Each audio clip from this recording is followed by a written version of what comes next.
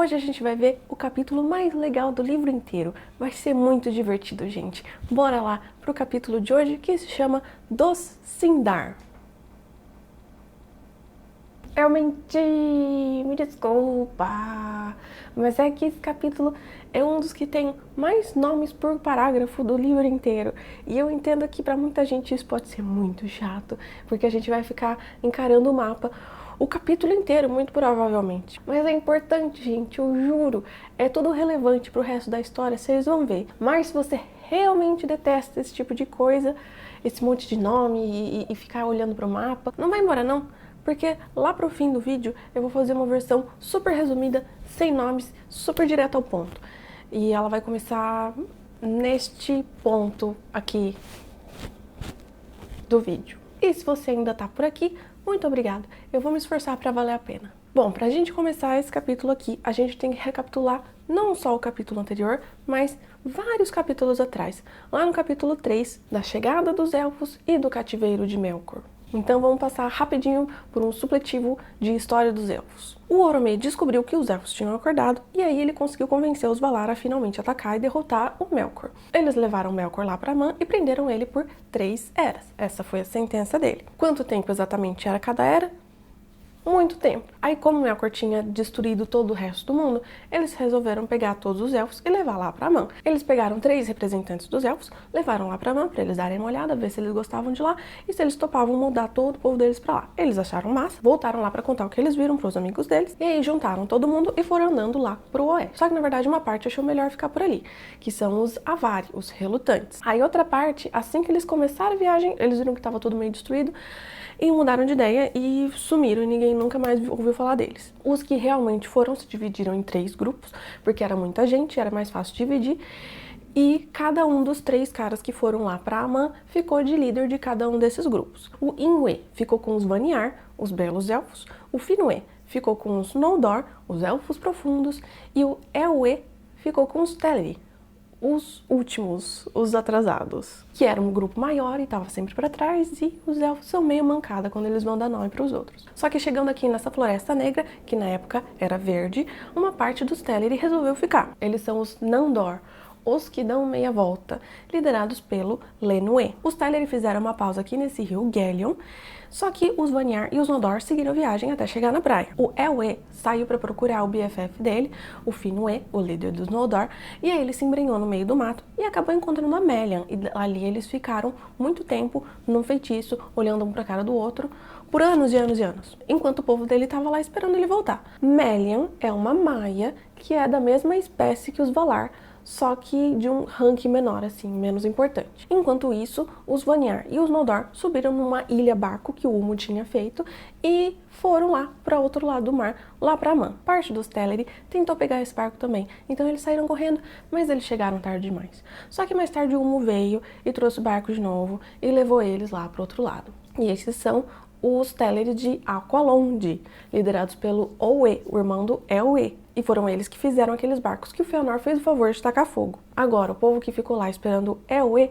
quando ele voltou, ele mudou de nome para Elu-Thingol, que significa manto cinzento. E aí grande parte se mudou para essa floresta aqui, um tanto se espalhou por aí e outro tanto seguiu Círdan e eles ficaram ali nas Falas, na região das Falas, ali na beira do mar. Aliás, Círdan é aquele cara que cuida dos barcos que vão lá pro oeste, que levam os elfos lá pro oeste. E também ele é o cara que deu um dos anéis pro Gandalf. Mas isso é uma outra história. O pessoal que ficou com o Senhor Manto Cinzento foi chamado de Sindar, que significa elfo cinzento. E o povo que foi com Círdan são os Falatrim, os elfos das falas. Mais detalhes sobre isso você encontra no capítulo 4 de Thingol e Melian. Pode parecer que não faz sentido, porque se essa informação tá no capítulo 3, por que ela tá no vídeo do capítulo 4? Mas confia em mim, vai lá que você vai entender. Aí tá, como é que a gente fica aqui em Beleriand, que é toda essa área aqui do lado de cá das Montanhas Azuis? No escuro, porque não tinha sol, nem lua, tinha só as estrelas da Varda. Lembrando que a Yavanna também tinha dado uma pausa nas criações dela e a Terra era plana. Vamos nos lembrar disso, não que tenha alguma relevância aqui para esse capítulo, mas vamos nos lembrar que nesse ponto a Terra era plana. Mas de modo geral, todo mundo que tinha ficado em Beleriand considerava o Elu-Thingol o rei deles. Então todo mundo viveu lá feliz e tranquilo durante muito tempo. Tanto que no fim da Primeira Era nasceu a Lúthien, lembre-se desse nome porque ele é importante, a filha do Thingol e da Melian. Então ela era meio maia da parte da Melian e meio elfo da parte do Thingol. Aí na segunda das 3 eras da sentença do Melkor, aparecem os anões para os elfos. A gente não tem como saber exatamente quando eles acordaram, porque esse livro aqui ele foi feito pelos elfos para os elfos. Então aqui só tem coisa que os elfos sabem.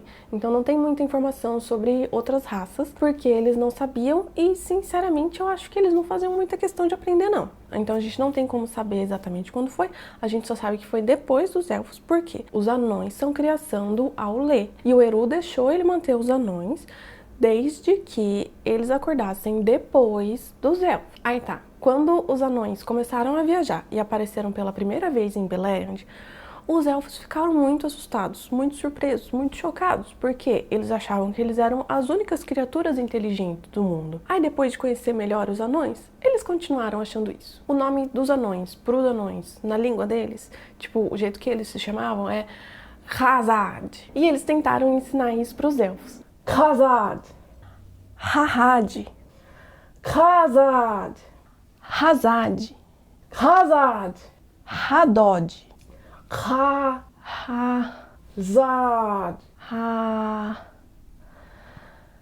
Naugrim.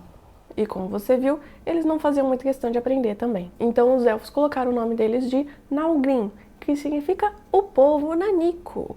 Mais uma demonstração de como os elfos são mancada quando eles vão dar nome para os outros. Mas eles também deram outro nome. Gonorhirin. Gonorhirin. Gonorhirin. Gonorhirin. Eu não sei. Que significa mestres da pedra, que apesar de ter um significado mais bonito, eu ainda acho o nome meio feio. Então, nessa época eles já tinham construído Khazad-dûm. Khazad-dûm. Aliás, eu acho que agora o nome Khazad-dûm faz mais sentido, né? Porque agora a gente sabe que Khazad significa anão. E Khazad-dûm é a casa dos anões, a moradia dos anões, a mansão dos anões, alguma coisa assim. Foram andando lá pro oeste, chegaram nas Montanhas Azuis, encontraram esse monte Dol Med e fizeram 2 cidades, uma em cima e uma embaixo. E essas 2 cidades que vão ser mais relevantes aqui pro nosso contexto, a cidade de Gabil-Gatol e Tumun-Zahar, na língua dos anões, Belegost e Nogrod, na língua dos elfos, os Sindarin, e Grão-Forte e Morada Oca, na nossa língua. Aí, nesse tempo, surgiu aí uma amizade entre os 2 povos, os elfos e os anões, só que os elfos ficaram com preguicinha de aprender a língua dos anões, e os anões também não estavam muito afim de ensinar a língua deles para os elfos, não. E acharam mais fácil aprender o Sindarin, a língua dos elfos Sindar que estavam por ali. Os anões vinham muito mais para Beleriand do que os elfos iam visitar os anões. Então, na verdade, eu acho os elfos meio acomodados, sabe? Eles não vão visitar, eles não querem aprender a língua, eles não querem fazer nada, eles só ficam ali. Enfim, os anões vinham muito para Beleriand, mas os elfos não iam tanto para lá.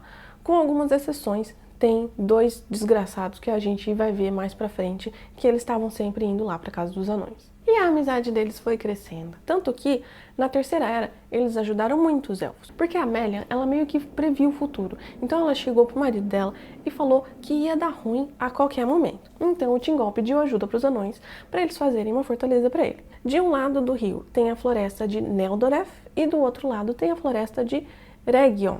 Na beira deste rio, que ficava no meio dessas 2 florestas, tinha uma montanha e foi ali que os anões fizeram a fortaleza do Thingol. Eles cavaram dentro da montanha, bem no estilo dos anões mesmo, um palácio para o Senhor Manto Cinzento. E era um lugar tão grande e tão massa que eles chamaram de Menegroth, as 1000 cavernas. Aí, em troca de terem construído essa cidade, né, esse palácio, essa coisa dentro da montanha, eles ganharam muito conhecimento da Melian e pérolas do Thingol, que por sua vez estava repassando o presente que ele tinha ganhado do Círdan. Olha só que mancada. Mas de qualquer forma os anões ficaram muito felizes com esse acordo. Aí a Melian, que estava com saudade de casa, enfeitou esse lugar para deixar o mais parecido possível com Valinor, a cidade dos Valar, e colocou também umas tapeçarias na parede com histórias de coisas que já aconteceram e dicas de coisas que vão acontecer ainda. Depois de terminar de construir Menegroth, os anões continuaram vindo para Beleriand para fazer comércio. E todo mundo viveu muito bem, muito tranquilo durante muito tempo. Só que, quando os Valar foram lá atacar o Melkor, eles não fizeram assim um trabalho muito impecável. Eles não conseguiram matar todas as criaturas dele. Então, boa parte dessas criaturas malignas ficou do lado de lá das Montanhas Azuis e começou a se multiplicar e se espalhar. Tanto que eles começaram a aparecer do lado de cá das montanhas. Lobos, orcs, coisas malignas assim. Só que aqui eu tenho que parar de novo para falar que a origem dos orcs é uma das coisas que o Tolkien mudou de ideia depois mais pra frente. Mas para o nosso contexto aqui do Silmarillion é implicado, é sugerido que eles são elfos que foram sequestrados pelo Melkor e foram deturpados até que eles viraram orcs. Ok? Então Thingol pediu ajuda dos anões de novo e eles fizeram armas para os elfos se protegerem. Agora, lembra aquele povo que ficou parado lá na Floresta Verde? Os Nandor, os que dão meia volta? Quando as criaturas do Melkor começaram a se espalhar, eles ficaram assustados.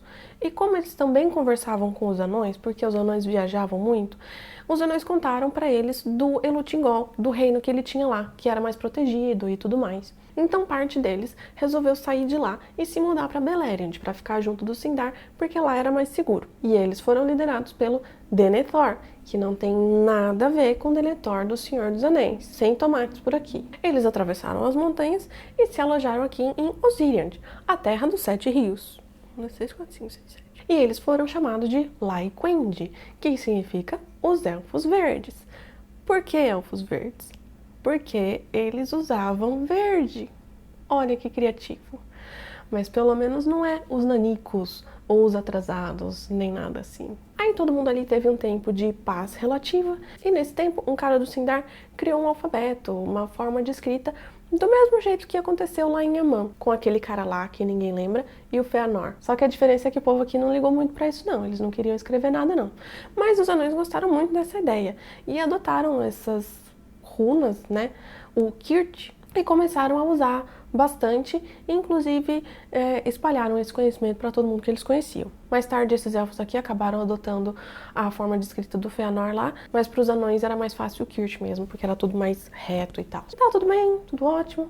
Apesar de estar escuro, os passarinhos da Melian estavam cantando, a Melian e a Lúthien estavam lá sendo bonitas, o Thingol estava de boa no trono dele, os elfos estavam saltitantes por aí, de vez em quando até o Oromê aparecia no cavalo dele por ali para caçar umas criaturas malignas do Melkor, mas aí acabou a sentença do Melkor. Aí ele foi solto e aconteceu tudo aquilo que a gente acabou de ver nesses últimos capítulos. Só que o povo aqui em Beleriand nem fazia ideia do que estava acontecendo. Aí de repente eles ouviram um grito muito alto que tremeu tudo e do nada aparece uma aranha tentando invadir a floresta deles. Mas a Melian sozinha botou ela pra correr. E essa aranha gigante a gente sabe que é um Goliath.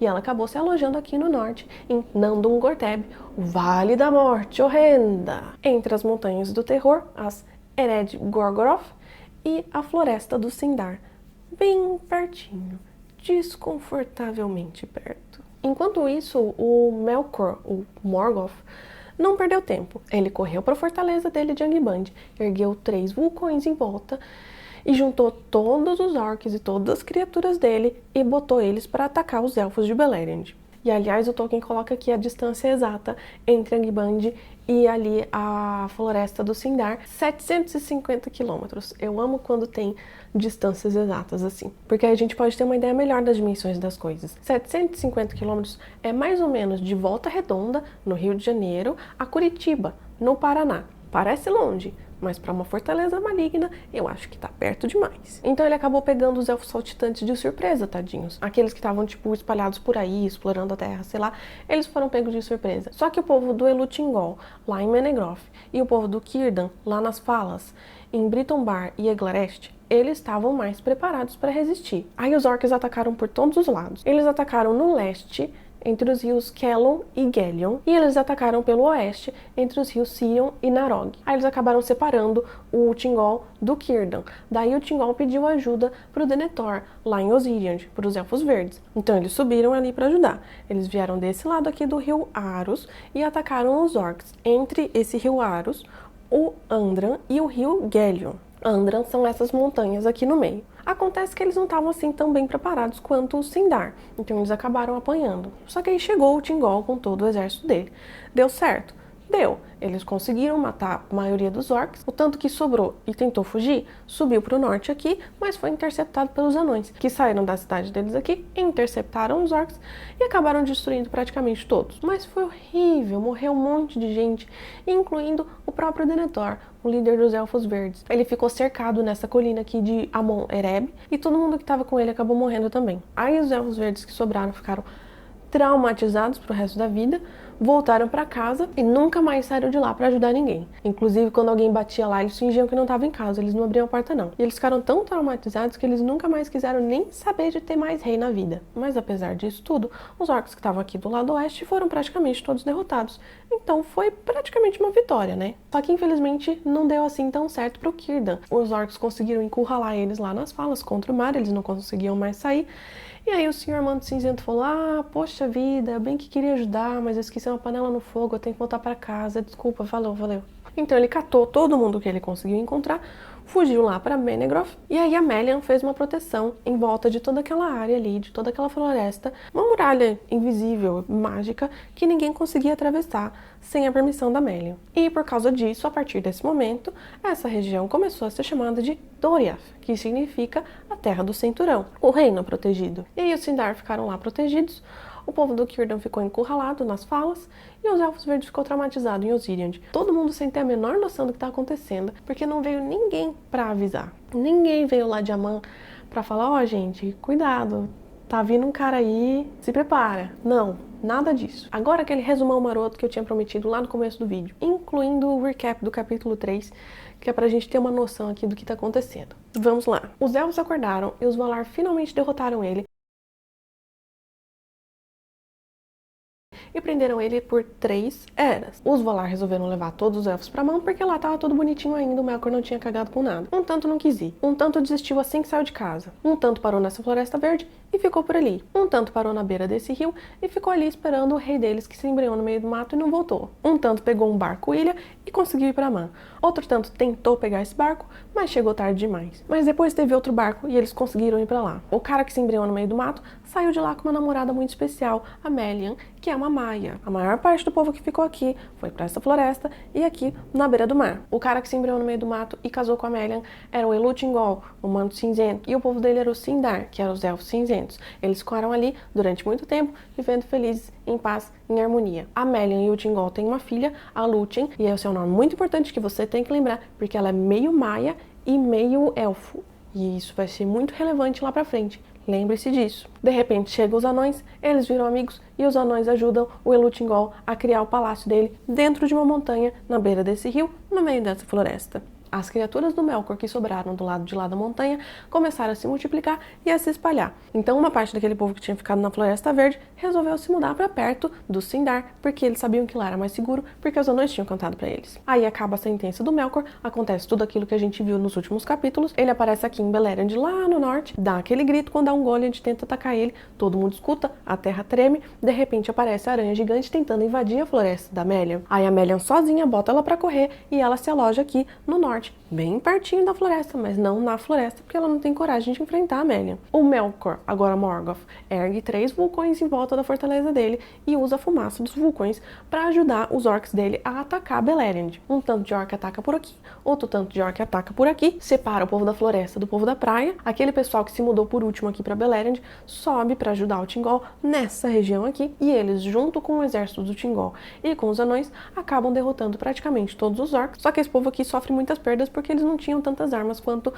o povo do Thingol. Inclusive o líder deles morre e eles voltam para casa todo traumatizado e nunca mais sai de lá. O pessoal que estava lá na praia não se deu tão bem assim, os orcs conseguiram cercar eles e eles não tinham como fugir.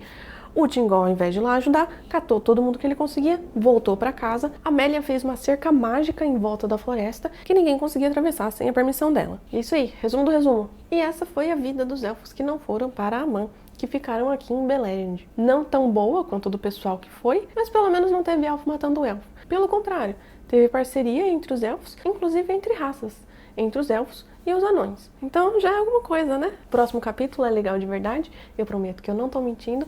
A gente vai ver a criação do Sol e da Lua. num capítulo que se chama Do Sol, da Lua e da Ocultação de Valinor. Até! Agora, o povo que ficou lá esperando o Manoel, não. Mais detalhes sobre isso você encontra no capítulo 4, de Melian e Thingol. Não, de Thingol e Melian. Aliás, Círdan é o cara que cuida dos barcos que vão lá pro e que também dá o anel dele. Então eles... Aí tá, quando os anões começaram a viajar e apareceram a cidade de Gabil... Belegost e... Meu Deus, Nogrod. Porque a Amélia, ela meio que previa o tempo... Previa o tempo?